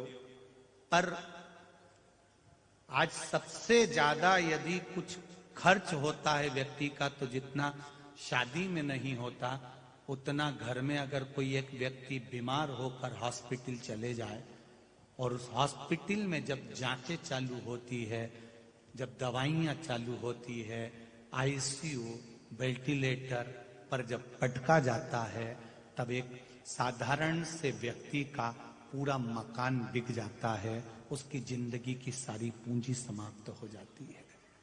उस जगह पर परिवार के जितने लोग उसको देखने के लिए जाएं, तुम उनके बच्चों की शादी में कुछ खर्च करो मत करो, लिफाफा दो मत दो, पर उसको जब देखने जाओ तो ये जरूर बोल कर आना, तुम चिंता मत करना, 5000 तक का खर्चा मैं कर सकती हूं, जब जरूरत पड़े मेरे पास आ जाए। तुम्हारी कैपेसिटी 500 रुपए की है तो तुम बोल कर आना कि 500 रुपए में भेज दूंगी अगर दवाई में कहीं लग रहा हो। 200 रुपए की कैपेसिटी हो तो 200 रुपए का बोलकर आ जाना, मैं 200 रुपए खर्च कर सकती हूं, अगर बोलो तो मैं एक ग्लूकोज की बोतल भेज देती हूँ, एक इंजेक्शन का खर्चा मैं उठा लेती हूँ, वो 50 रुपए का मेरी कैपेसिटी है, 50 रुपए की मेरी कैपेसिटी है, मैं 50 रुपए का खर्चा उठा सकता।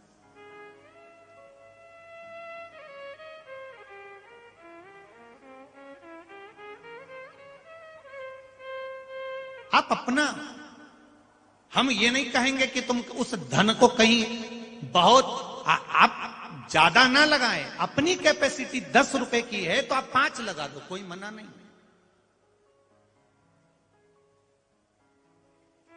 लगा दो। थोड़ा परमार्थ की ओर आगे बढ़ी, थोड़ा सा परमार्थ। ये मानव का शरीर कितने समय चलेगा ये किसी को नहीं मालूम है साहब, किसी को नहीं मालूम। कभी कभी आप लोग अपने मोहल्ले में देखना, बिल्कुल जवान की जवान कोई व्यक्ति चला जाता है, जवान की जवान मर गया, एक्सीडेंट हो गया मर गया, अटैक आ गया मर गया, शुगर बढ़ गई मर गया, बीपी मर गया आया मर गया, उसके अचानक मर गया, अचानक।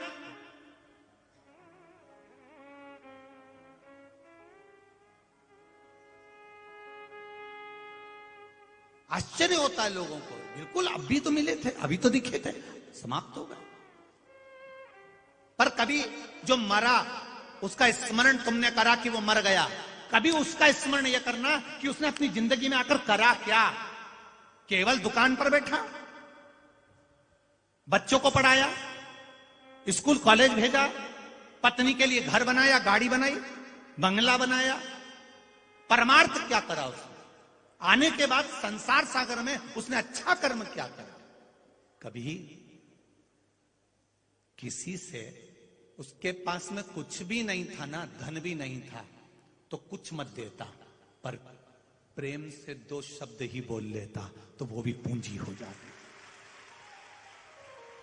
नहीं है ना आपके पास दौलत, नहीं है धन, नहीं है वैभव, मत दो, पर किसी से प्रेम से तो बोल लो, कोई स्नेह के शब्द तो बोलो।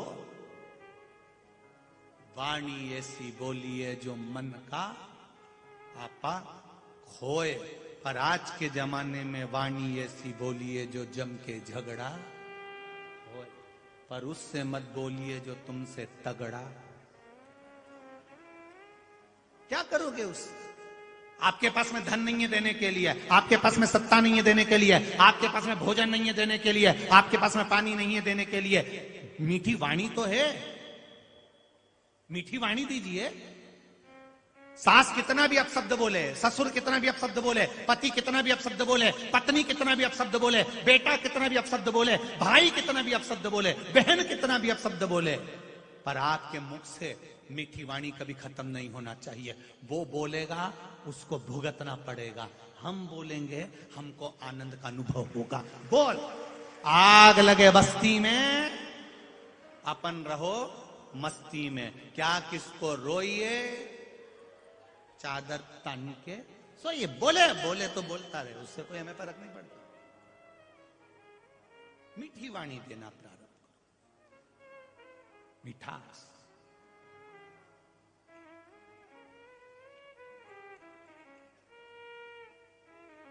मरने के बाद तो लोग याद करेंगे ही, कितने दिन। किसी के मरने के बाद जितने बैठे हो तुम हो, चाहे ये सियोर वाला महाराज हो, चाहे दुनिया का कोई भी हो, हम तो अपनी भी कहेंगे तुम्हारी भी कहेंगे, मरने के बाद कौन किसको याद कर रहा है ये किसी को नहीं मालूम।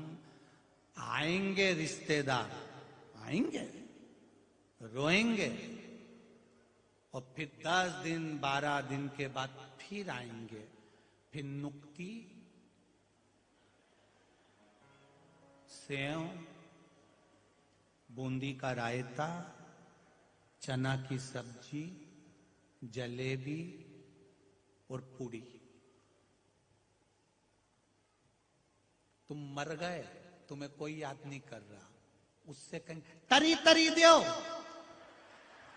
तरी तरी दो,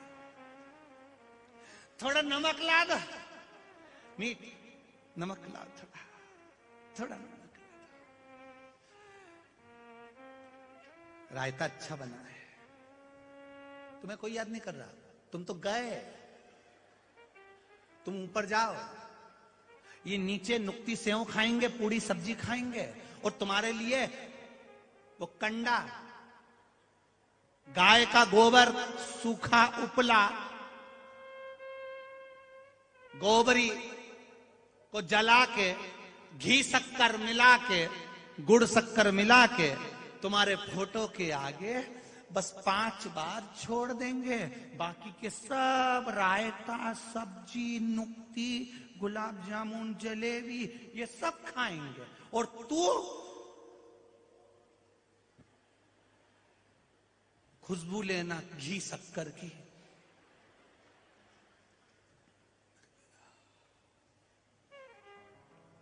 हंसो मती, तुम हो चाहे हम हो, फोटो टंगेगा जरूर। फोटो नहीं टंगेगा का? टंगेगा।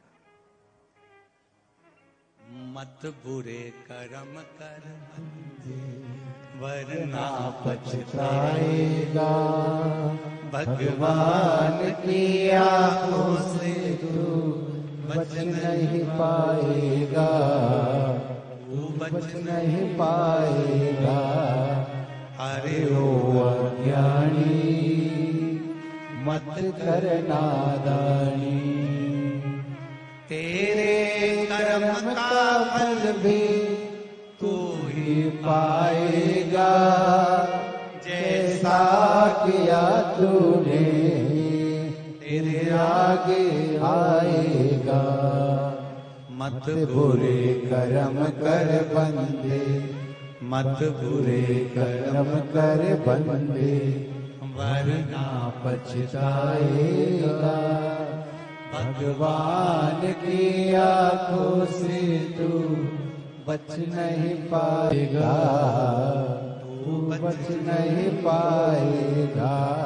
आप नहीं दे सकते किसी को कुछ। प्रेम की वाणी बोलना चालू करो, अच्छा बोलो।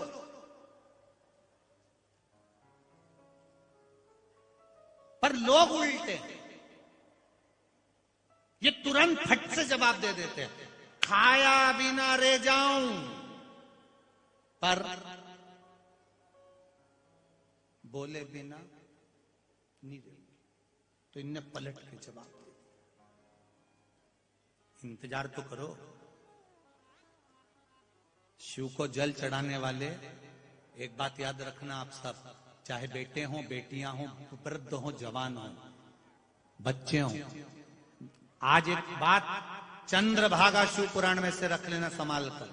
शंकर को जल चढ़ाने वाले, एक बात याद रखना, तुम पर हंसने वालों का जवाब, तुम पर उंगली उठाने वालों का जवाब, तुमको गाली देने वाले का जवाब, तुमको अपशब्द कहने वालों का जवाब, जितने जल चढ़ाने वाले हो, याद रखना तुम्हारा जवाब तुम्हें नहीं देना, जो तुमको मंदिर तक बुलाता है वो जवाब दे। जो तुम्हें मंदिर तक बुला रहा है, तुम्हें खींचकर मंदिर तक ला रहा है, एक लोटा जल चढ़वा रहा है, वो महादेव सहज नहीं है, सरल नहीं है। देवताओं को अमृत दिया, खुद विष पी गए। पार्वती जी ने कहा तुम ये विष पी रहे हो? शिव जी बोले मेरे देवताओं के कारण पी रहा हूं, इनको अमृत देता हूं मैं, विष में पीता हूं। जवाब देने की जवाबदारी मेरी है, किसी दूसरे की जवाब देने की जवाबदारी नहीं। शंकर के भक्त की जवाबदारी शिव जानता, शंकर देख लेता। करे करने वाला कुछ भी करे, तुम अपना भजन करो, तुम कीर्तन करो। सदानंद कार्तिकेय इस तारकासुर के हृदय में शिव जी बैठे हैं। बाण चलाना, पर तारकासुर के हृदय में बाण ना लगे, क्योंकि उसके हृदय में भगवान बैठा हुआ है।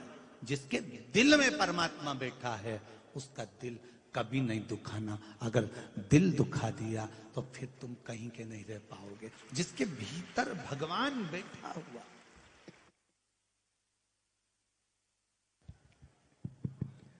जिसके भीतर भगवान बैठा हुआ है, उसका दिल तुम ना दुखाइए।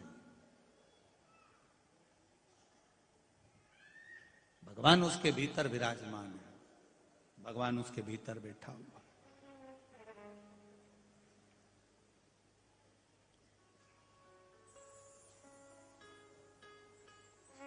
शिव के नजदीक रह रहे हो तो डरना नहीं है।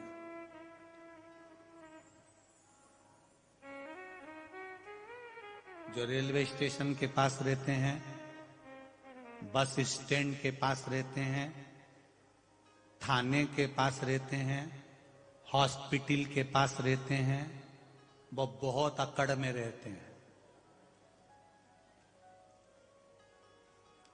कभी भी आओ, स्टेशन के पास ही हमारा घर है।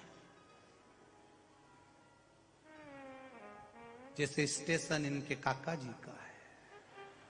कभी भी इतनी अकड़, कभी भी आओ, आधी रात को आओ, बस स्टैंड पे अपना घर है। मेरा